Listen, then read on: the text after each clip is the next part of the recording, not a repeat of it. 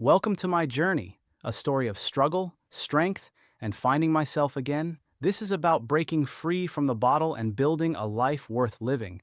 Join me as I share the real, raw truth about recovery.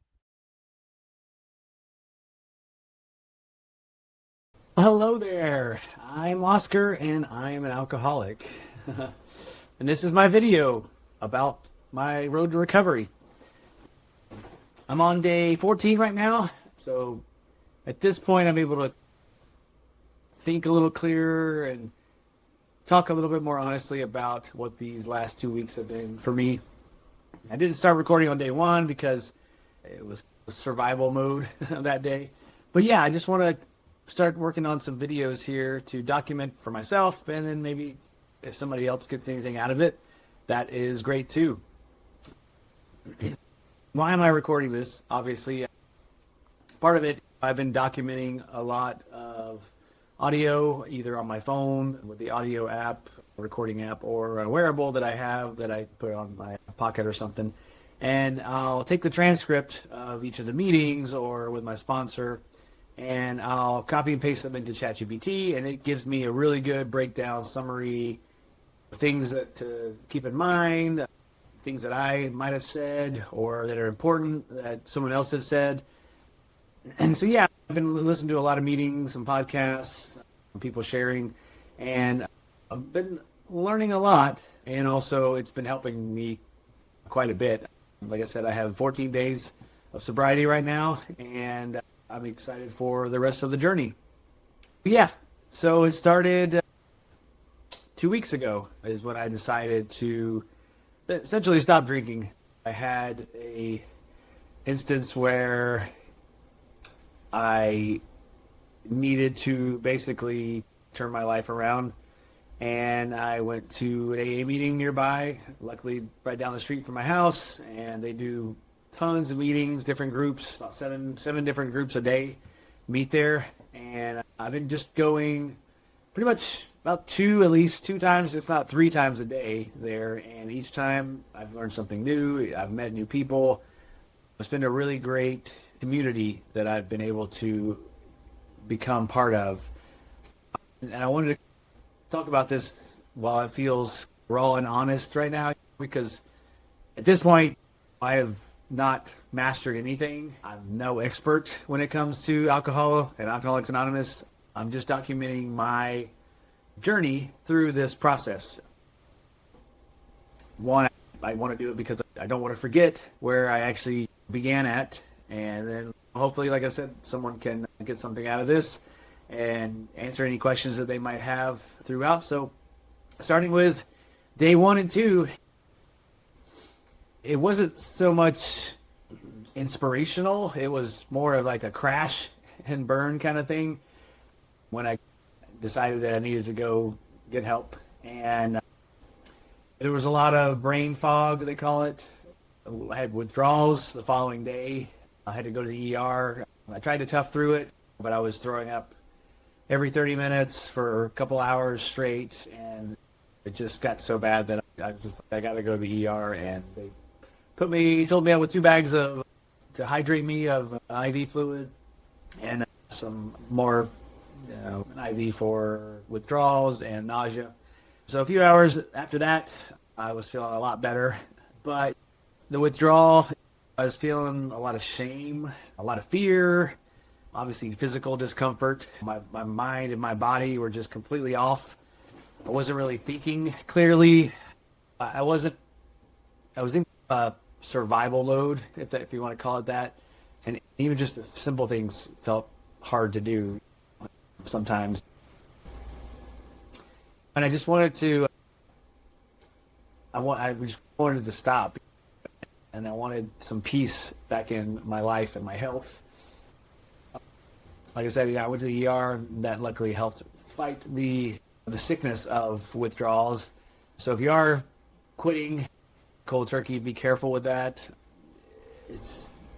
I wouldn't say it's better to wean yourself off of it over a few days if you can, but if you just stop and you've been drinking a lot, you're gonna hit withdrawals probably that following night or day. Also, I was getting terrible sleep while drinking. I was having to take melatonin every night, and the way I drank was as a not so much a boredom. I'm retired. I stay at home all day with our dogs and do some of the housework, the pool work, the yard work, and my wife works Monday through Friday, 9 to 5. So when she left for work, it started off about 8 or 9 months ago where I would grab a drink at noon and go work on something, watch a show, and then as the next day progressed, I would start at 11, and then the next day at 10, and then as soon as she left for work, I'd grab a drink and start just going until essentially about the time she would get home. I would know exactly when she was about to get home, so I'd grab a few extra shots and hide it away in the garage until the next day. So I had it down at the time, thinking like, oh, I've got this down. I'm smart. This could totally be fine. I'm not like drinking 24/7. I'm just drinking most of the day. So it felt me. I felt a little bit ashamed and a little scrambled, but I thought I'm good. I got this taken care of. No worries here. I'll stop one day when I'm ready to. I'll stop and be fine. Yeah, I can handle that. But like I said, they were not so much wisdom the first couple of days. It was more just like survival through this foggy, ashamed, uncomfortable type of feeling. But what I've found so far is the meetings are very crucial. When I did this, I had about a year and 3 months sobriety from 2024, and I was doing like the bare minimum, one meeting a week, but it was mostly people sharing, and a lot of the people were like very extreme stories where they either killed someone with in a DUI, or they were homeless for years and selling drugs on the street, or just all kinds of crazy stories that I couldn't relate to because I'd never done anything like that. But this group that I'm in here, since we moved to Fort Myers, has been really more on par with relating to how my story kind of fits. I'm hearing a lot of stories that are very similar to mine. It's not identical, and then some stories that are so past where my life could have gone if I would have continued drinking, and just hearing some of those future versions of what people have had in the past, of what my possible future could have been, it really is an eye-opener for me. And I'm glad that I have the support and these groups and sponsor that really care about this community and me. And I highly encourage you, if you haven't gone to the right meeting, if it's not quite, try again, try another one, if your sponsor's not quite up to your pace or where you want to be at, I would say find another sponsor. There's nothing wrong with either of those. One of the things so far that the meetings have given me was just hearing so many similar stories, the hiding, the lying, rationalizing, guilt, fear, trying to manage certain appearances depending on where you're at and who you're out with or whatever. All of that really hit home for me. It was uncomfortable hearing it, but it was also relieving in the same way, if that makes sense. But it reminds me of I'm not the only person with this weird defect. There's other people out there like me. So that's what really helped me relate more. Yeah, like I said, for me, recovery is not just stopping drinking. There's more to it than that. I've kept hearing over and over that stopping is the first part, but even though you stop drinking, your problems don't just go away. You still will hold on to different emotions, guilt, fear, shame, restlessness. It just doesn't all disappear when you stop drinking. So be mindful of that. If you don't deal with kind of what's underneath, it might just be harder and a little bit more drier for you instead of actually recovering. A lot of what I'm saying here is about a different way of living, not just taking the drinking away from that, if that makes sense for you. I'm realizing that sobriety isn't just taking the alcohol away, it's changing how I live and how I deal with my own self and emotions. To stop drinking, people say we just don't have enough willpower. Willpower alone just isn't enough. I've heard a couple versions of this now. People, strong-willed people think that they could just muscle out the drinking. And it sounded like me a little bit because I thought I could do the same thing. The problem is that even if you do or don't, you still have a lot of stress underneath that, and that builds up pressure, and it doesn't fix the underlying changes that you need sometimes.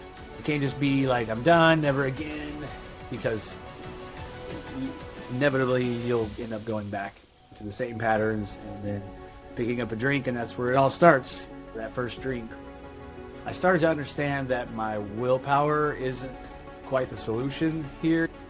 Was stopped a long time ago. What you need is humility and surrender. Well, not control, but a lot of that builds from the first 3 steps, which I'm actually on step 3 right now with my sponsor. We're just getting into that, and I'm hearing that trying to control everything hasn't worked for anybody or me. Part of the recovery seems to be admitting that I can't just keep running my life the same exact way and expect peace or the same results. Even just this simple stuff like prayer, getting on your knees to pray, slowing down, taking direction from others is really humbling for me, because I'm usually like I know it all. If I don't, I'll figure out how, and then I'll do it. It's difficult, but it's doable, depending on if you just focus on it. But you don't have to have, you can just be honest with yourself, and from there you can surrender the part that you're wrestling with, either with a sponsor or in the group through sharing and everything. But a lot of it seems to come down to just letting go of the idea that I can't outthink or outmaneuver this whole thing. I have to literally ask for help sometimes, and I'm really bad about asking for help. But luckily this time I was able to do that, and it's been incredible so far. I still have to own my part. I hear a lot of some hard truths about personal responsibility, not in a shame kind of way, but in a more of a real way. Like, I hid things, I rationalized things, I lied, I protected my drinking. But recovery for me has to include me being honest with myself and with my sponsor. I can't keep just softening or editing the truth and expecting kind of a real change to happen to me. What I need, and what a lot of people need, is people, obviously, structure, and just repetition. Meetings help me break the isolation at home by getting out of the house. Luckily, I live about 5 minutes from one, and I go about 2-3 times a day, usually morning, afternoon, and evening, but just to get me out of my household. And just otherwise, I'll sit here and be bored and start thinking. And when I start thinking, sometimes the urge pops up. But having a sponsor, I was able to find somebody, or he found me technically, and asked it, because we met at a couple of meetings, and by the 3rd day we kept meeting each other, and I asked him if he could be my sponsor, and he gladly said yes. I'm also doing some therapy, personal therapy, with someone online to help me outside of the drinking, but more just for me physically, spiritually, emotionally, to separate it from the alcohol side, but more so for me personally and everything. For me, music helps a lot. I'm a big musician. Grew up in music all my life, as you can tell, guitars and piano in the background. I had different playlists that I've created over the last 2 weeks too. One is like my motivation to go to a meeting or to continue this journey, where different songs are about drinking or about sobriety or about different aspects of drinking I can relate to through the lyrics and everything. I also have a motivating music kind of playlist that gets me up in the morning, gets me out of bed, gets me doing a 2 or 3 mile run outside to get my cardio up and running again. So different types of playlists help a lot. Chill playlist for when I want to read, do some reading or just relax. And then routine, like I said, routine matters. So for me, it's taking me about 2 weeks to get into a good routine of waking up, praying in the morning, reading my daily reflection of what today's reflection is out of one of the books, and then maybe grabbing a quick breakfast or something, and then on to my first meeting. And then from there, go home, do some stuff, grab some lunch, go to my next meeting, and then come home. My wife gets home around 4:30, spend some time with her, work on some dinner together, and then I'll go to my evening meeting, usually around 7, sometimes 8 o'clock. And then that routine right there just keeps me in sync with this journey that I'm going on, instead of just randomly waking up, randomly figuring out what I might want to do today or tomorrow. So that keeps me motivated when I have a routine involved, because having spent 14 years in the Marine Corps, I had structure and a routine every day, or at least I knew what was going to happen the following day. And then since I got out, now I can do what I want, or not do what I want, or just do nothing or something. So a routine for me really helps. Hearing this truth in these meetings, it really started to sink in with me. Hearing the way that different people kind of organize themselves and different routines that they do have helped me as well. But the structure just keeps me from drifting back into my own brain and nonsense that I used to live in. Left alone with my own brain, I can spin anything and justify anything I want. The structure helps shut that down for me. So maybe that helps for you, but yeah, sometimes you just have to find your own thing, but that is what really helps me a lot. So what I'm doing now, obviously I said it's been about 14 days. Every day I go to meetings, at least 2 to 3 right now. They say do 90 in 90 days. I think you can even do more than that, as long as you're doing at least one a day, depending on your scheduling and stuff. I'm listening a lot. I'm not trying to be the smartest guy in the room. I'm doing a lot of reflecting and listening in the meetings that I'm going to. I talk to my sponsor once a day. I text them or call them in the morning just to check in with them. And sometimes we'll have the same meetings and we'll meet after. I'll go over some more of the step work. Like I said, I'm also in therapy. That is what I'm doing now. The music also, and reflection of different things in the music are helping me too.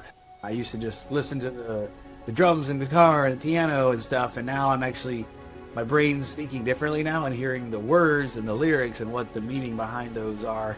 So it's very interesting how my brain is acting now when I don't have alcohol in it every single day. I'm trying to stay honest, obviously, with everybody. I'm not tiptoeing around or changing the story around. The honesty is the best, especially with your sponsor, because it's only going to help you in the long run, the more honest you are. Even if it's uncomfortable, this is something that you need to do. And then, the phrase, one day at a time, it is very true, even though it sounds like some cheesy bumper sticker, but I don't think about tomorrow. I think about not drinking today. And then when tomorrow comes, I do the same thing. I try and be the best I can each day at a time. Because at first I was listening to people with 20, 30, 40, 50 years of sobriety, and I'm like, good Lord, how did they do that? And then everyone kept telling me, one day at a time. That's all you need to worry about. Very simple, but sometimes we overcomplicate things like that. Like I said, right now I'm just trying to build a routine that supports the sobriety for me, instead of just hoping that motivation can carry me. I want to build routines that help me keep my sobriety in a well-oiled machine and balanced system. I'm also trying to be a teachable person for once, instead of trying to teach something else. I'm trying to actually listen and learn, instead of trying to win recovery through cleverness or shortcuts. The system, the program that works has been around since the 1930s, and millions of people have changed their lives with it. So it definitely works if you work it, obviously. But, why I wanted to document this, like I said, it helps keep me honest. It helps me to speak out loud. It makes it more real for me rather than just thinking about stuff. It helps me also mark what's changing in my life.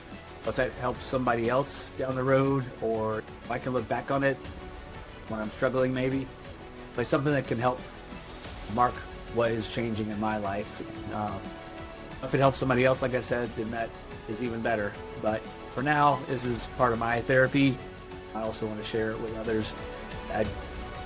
It's part of therapy, part accountability, and also part documentation of it. Yeah, like I said, I'm on day 14 right now, and this is the point where I've felt clear enough to actually sit down and talk honestly about what that first stretch has been like for me. I didn't start recording on day one because I was not good in the head yet. I wanted to wait a little bit. The first couple of days, it was, like I said, was about survival, brain fog, the withdrawals, the shame, the fear, the throwing up, and all that stuff. Just trying to get thinking clearly again. The reason I've been doing this now is because I've already documented a lot privately, like I said, with audio and recording some of the sessions and the speaking and stuff. And the last several days, as I've been listening to the meetings, hearing other people share, talk about things, some clicked in me, and I realized that I don't want to wait until all of this is neat and polished down the road in months and years, and then tell like the story wrong or backwards or something because maybe I forgot details or something.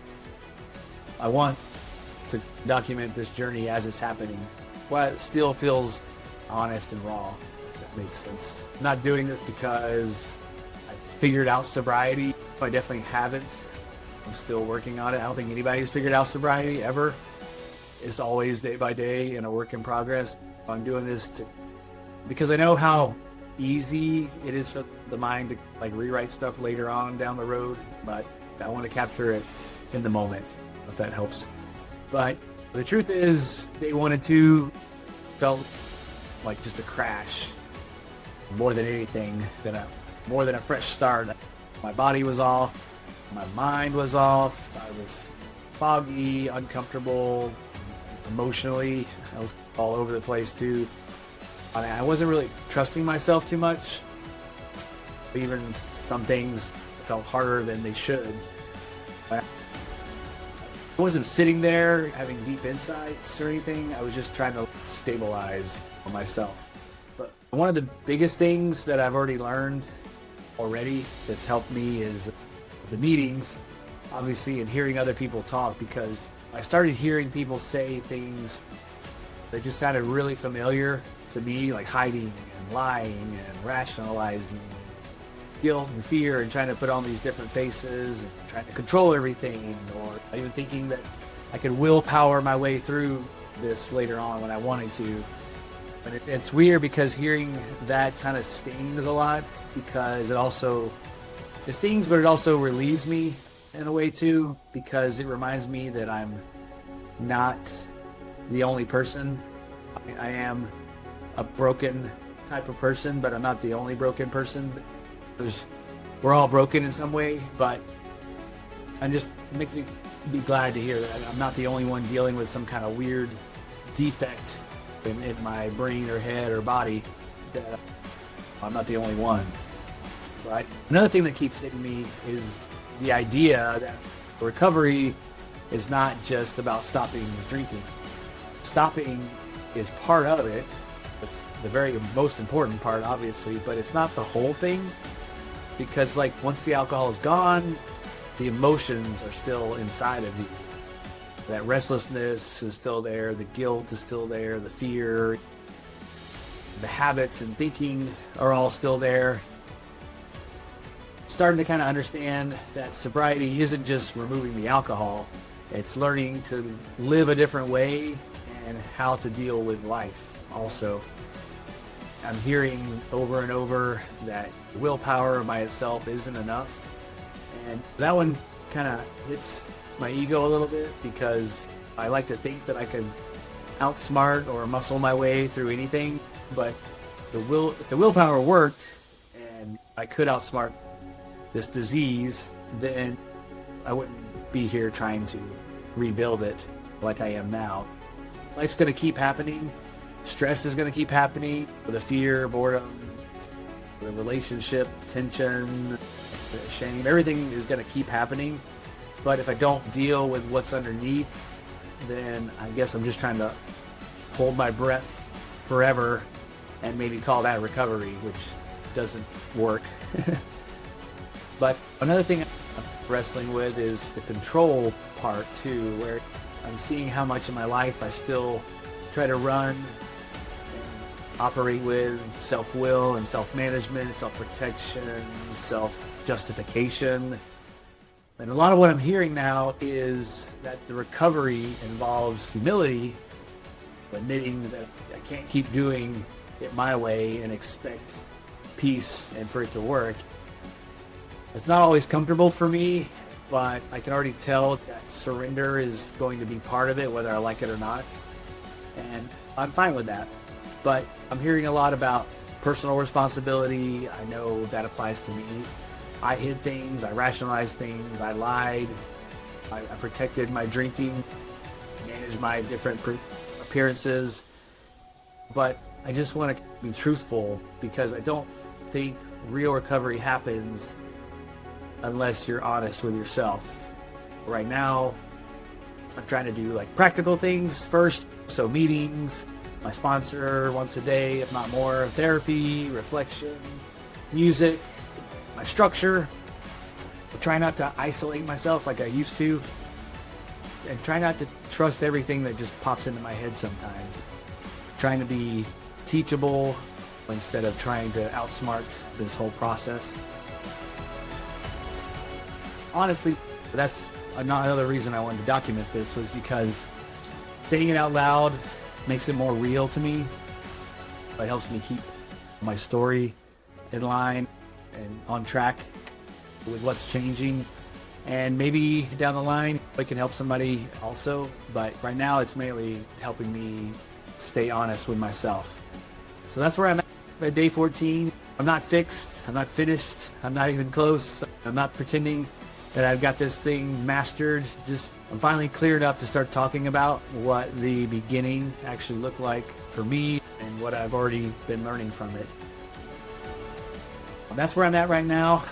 It's early, it's messy, it's honest, but I'm trying my hardest. But as far as the upcoming episodes, like I said, I'm on day 14. I plan on releasing some more in the future about the next few days of 5 through 6 or 3 through 6 and then 6 through 9 and so on, because I feel a lot of change is coming in a good way, and I want people to be able to see and reflect and relate to it if they can. Like I said, I'm not fixed or anything, but I just finally want to start showing and being honest with myself about everything. We'll look forward to more episodes. Stay tuned. They'll be coming out pretty soon, and until then, one day at a time.